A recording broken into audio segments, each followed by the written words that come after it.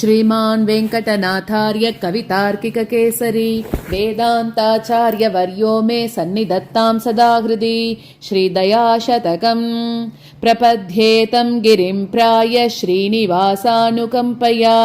इक्षुसारस्रवन्त्येव यन्मूर्त्या शर्करायितं प्रपद्येतं गिरिं प्राय श्रीनिवासानुकम्पया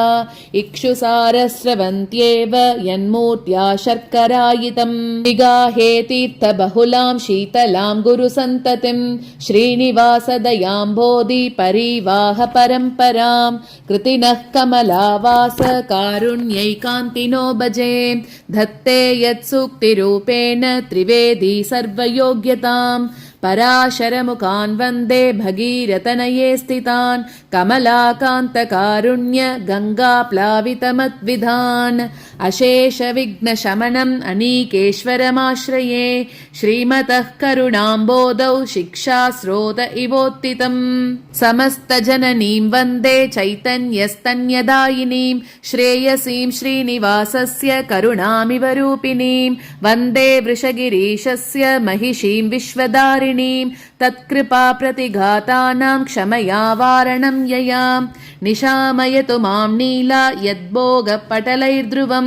भावितं श्रीनिवासस्य भक्तदोषेष्वदर्शनम् अमप्यनवधिं वन्दे करुणावरुणालयं वृषशैलतटस्थानां स्वयं व्यक्तिमुपागतम् अकिञ्चननिधिं सूतिम् अपवर्गत्रिवर्गयोः अञ्जनाद्रीश्वरदयामभिष्टौमि निरञ्जनाम् अनुचरशक्त्यादिगुणाम् अग्रेसरबोधविरचितालोकाम् स्वाधीनवृषगिरीशाम् स्वयं प्रभूतां प्रमाणयामि दयाम् अपि निखिललोकसुचरित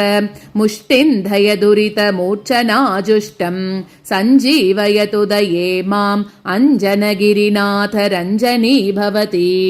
भगवति दये भवत्या वृषगिरिनाथे समाप्लुते तुङ्गे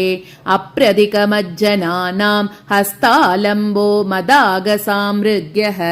कृपणजनकल्पलतिकां कृतापराधस्य निष्क्रियामाध्यां वृषगिरिनाथ दये त्वां विदन्ति संसारतारिणीं विबुधाः